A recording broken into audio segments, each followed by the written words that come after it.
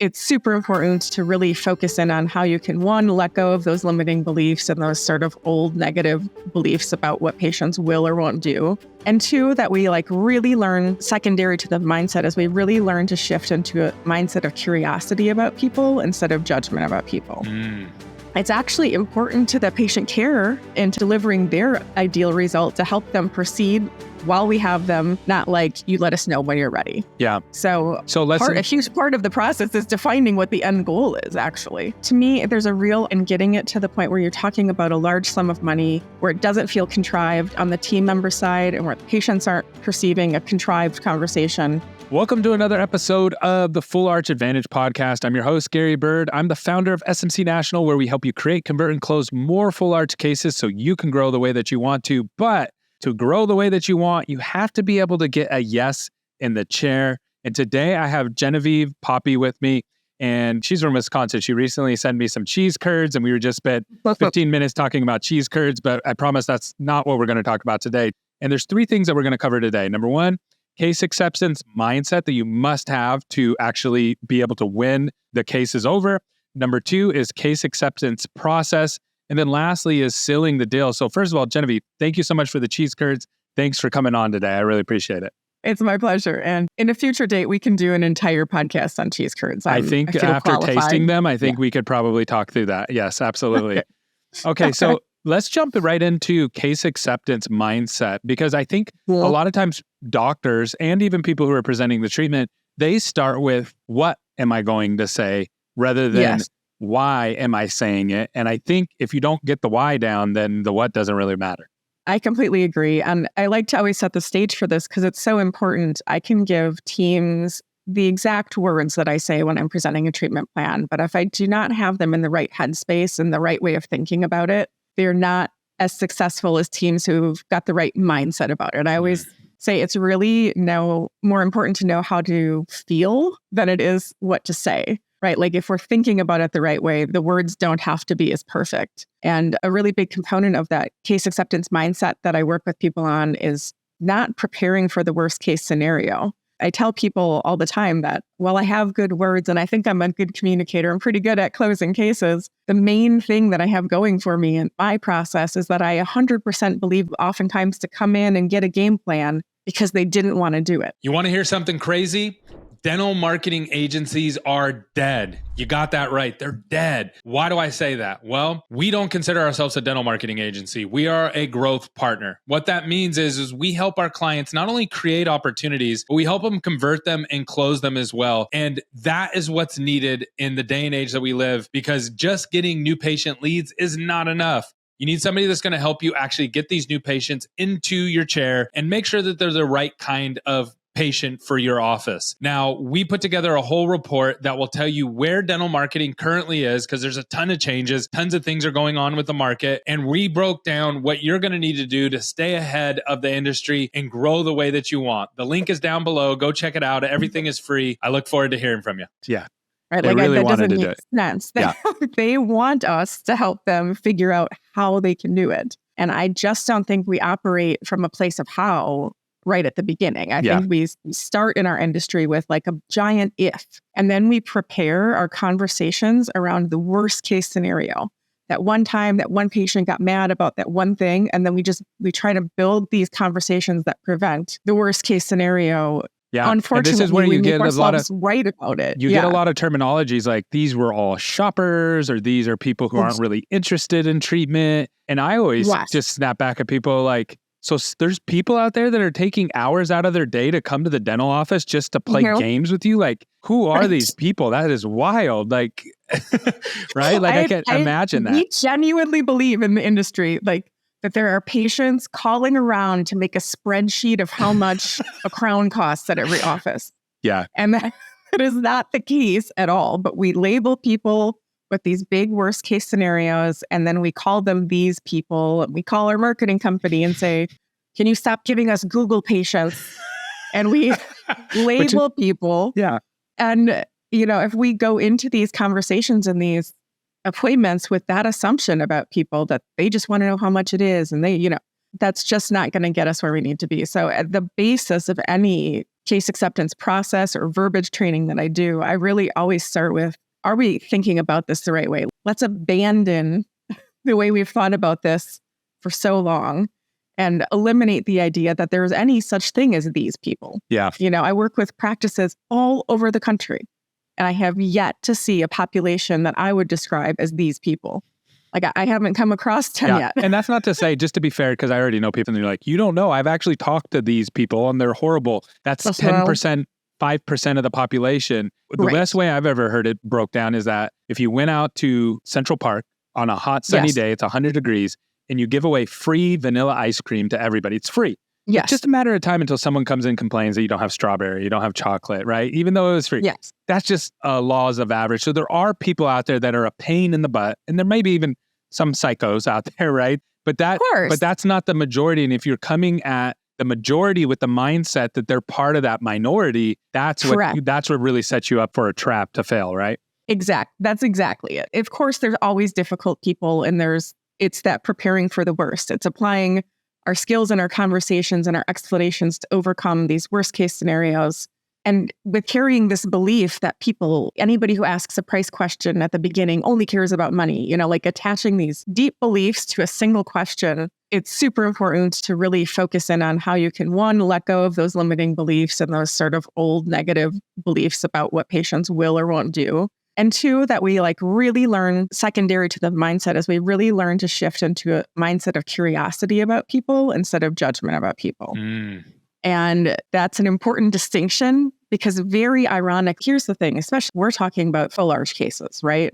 You know this. We have offices that we work with that put in great amounts of money to attract full arch cases, right? And I have been in these very offices where in the huddle, they are describing these patients with significant high needs, the very thing we're marketing for, in very negative terms. I was in an office once where a doctor called them train wrecks. Oh, this person's a train wreck. And we can't say we want to do this kind of dentistry and then attach personal judgment to those patients and their situation. And I think that most doctors don't realize what they're doing to their team when you do that, because you're silently telling them, you're giving them cues not to get these people for you anymore and to filter them out. And it's where I've seen it in GP offices too. Probably happens in full arch too. Oh, we got another Blue Cross Blue Shield patient into the office. Yep. And it's like, yeah, you're marketing for that. And it's like, so now the office stops letting those through the gate.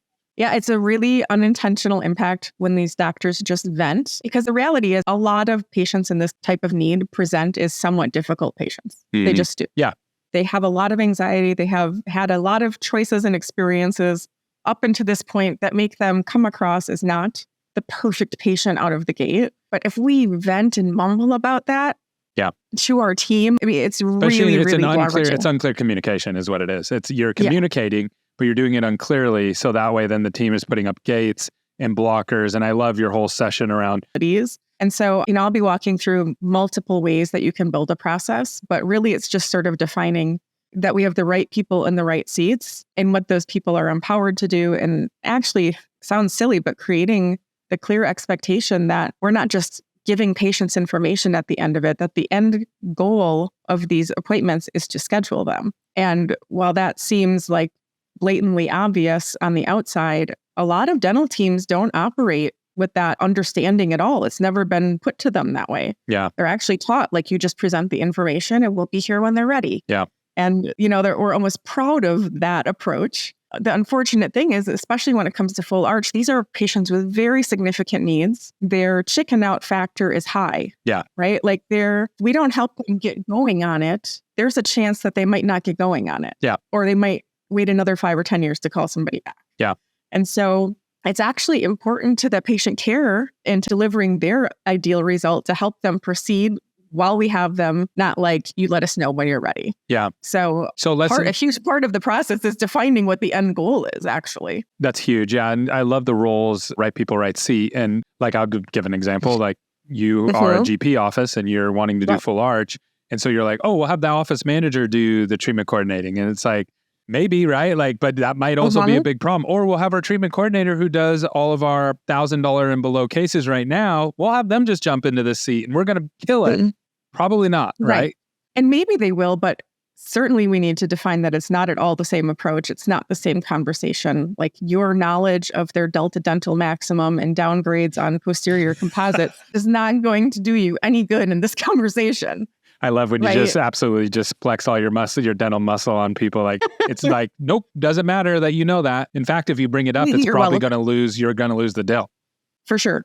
Yeah, it's actually really hard for seasoned dental people to make their language as simple as it needs to be for these cases. And that goes back to like the pitfalls of educating, instead of telling them, here's the end result, and you're going to have your beautiful smile and you're going to be able to eat. We're like teaching them about things that they don't even understand the words that you're saying.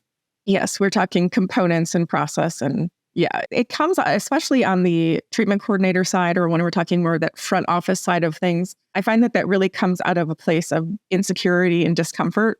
We cycle back to talking what we know about, we're confident in, instead of just, leaving it as, okay, so we need to figure out how we're going to take care of the $60,000.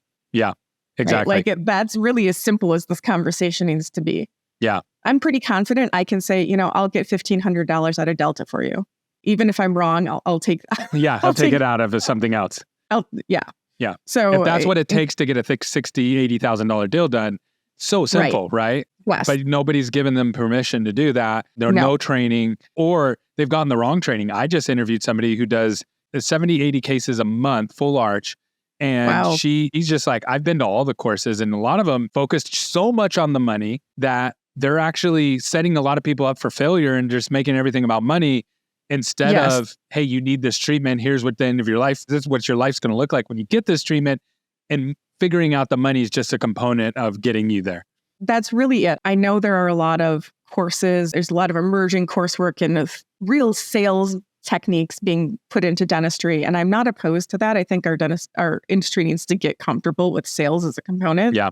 Problem is that most dental people are really going to resist that approach. It was going to feel so outside of their comfort zone. Mm-hmm. And the reality is to be really good at it, you have to be kind of in the middle. I think you have to just be a really good relator. You have to be a good listener and understand that conversation is hard to script. It is hard to script. And it's not just that. It's hard to give a perfect script that works all the time. Also, doctors do not want to be known as car salesmen.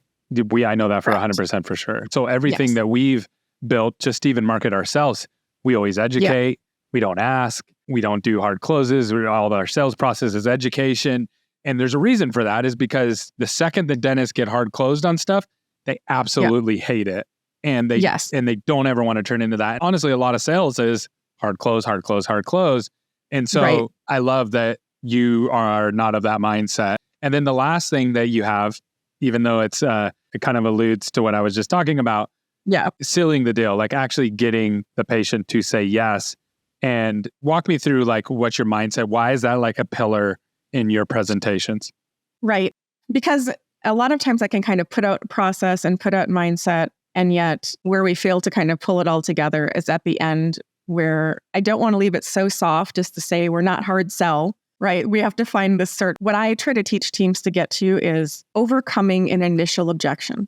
Like just one attempt. We don't have to arm twist. We don't have to turn into like the weird timeshare presentation where we lead them into another room and try to sell it again. Can't leave. Yeah. Take your driver's license and your car keys and you can't leave. Exactly. Holding them hostage. It was only supposed to take an hour. But what I watch all the time is that because we're so used to that if conversation instead of a how conversation, as soon as we get one pushback, we're like, okay, well, just let us know. We don't even try to overcome the single first objection. And a lot of times it's very easy one to do. Yep. A lot of times, one, it's money, or we didn't set them up to tell us that comfortably.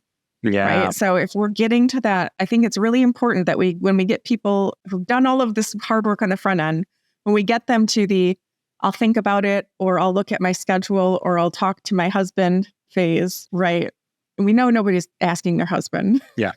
Not hardly anybody. Yeah. Better. Yeah. Right. Their spouse knew they were coming to this visit, like they're in a place where they're ready to proceed. Mm-hmm. So one, it's important to just serve people up with the type of conversations that produce the opportunity for people to tell us what's wrong in a very easy and natural way, without it feeling on the spot, without it feeling like there's verbiage out that's like, what would be the thing that would stop you from proceeding today? And that's super uncomfortable. And like no dental team's going to say it, first of all, because it feels very forward. Yeah. And two, it starts to feel that hard sell thing for patients, and nobody wants to feel that in something this vulnerable. Yeah. So it's really kind of shifting more to like, I like to use the words, how does that sound? Right? Like after I get it all out, I like, how does that sound in a pause, which allows them to say what's in their guts, not formulate it into a perfect sentence, right? And them just say, it sounds awesome, but I don't know how I'm ever going to afford this. Yeah. That sets me up to say, that's what I'm here to help you figure out. Yeah. Right? Yeah. Like, or all of our patients go through that. This is part of the process. That's one of the steps. It's a huge investment, and we can sit in that with them and not make it weird. So to me, there's a real art in getting it to the point where you're talking about a large sum of money, where it doesn't feel contrived on the team member side and where patients aren't perceiving a contrived conversation. And, I really just try to get teams to the point of confidence where they will overcome one objection. They'll give it one shot. 80% of the time, that's all it takes, is just getting over that first hump. But so much of the time, I see it get all the way to that point of where there's an initial hold up, and then we just don't even try at it. Yeah. I'm 100% with you. Well, we give them a financing brochure and say, call us when you're ready. Yeah, 100%. Yeah, if that's how you're closing these full arch because you don't want to be their end of the opposite end, then you're just not going to be successful. And don't waste your money on marketing. Don't waste your money on consultants. Don't waste your money on new equipment. Don't even bother. Just stay with what you currently have, because that's part of the process. It's much more expensive treatment, and people are going to be uncomfortable a little bit, and someone has to walk them through that journey. Absolutely. We have some clients or potential clients that get stuck, and we're like, look, I don't think marketing is right for you at this point, but Genevieve can come in and kind of look at your practice and see if there's some things that she might be able to help you with, or at least start thinking through things in a different way. How could you help our audience if someone listens to this and goes, I think I'm that person. I think I need help with some of the processes before I start marketing? How can they reach out to you and get a hold of you? Yeah, you can find me online pretty easily at PoppePracticeManagement.com. Poppe's like my last name, Poppe. I'm also like the only Genevieve Poppe on Facebook. You definitely are. Finally reclaimed my LinkedIn as well. Yes, okay, good. I'm glad you got that back. You're going to find me multiple ways. But yeah, there's pretty easy to just book a quick call with me, and we can troubleshoot and make a game plan together. Awesome, Genevieve. I love your approach. I love how that there isn't just an answer that's going to fix it. It's walking through and actually building a process. And that's super helpful to not only the people that you work with, but it makes it easy for you to listen to you, because you know that like, hey, here's a loose skeleton framework, but you're going to have to glue the pieces together to make it work for your practice. I absolutely love that. If I understand it, I know the rest of the audience can understand it. So thank you so much for coming on. Yes. All right. Thank you. Bye-bye. Bye.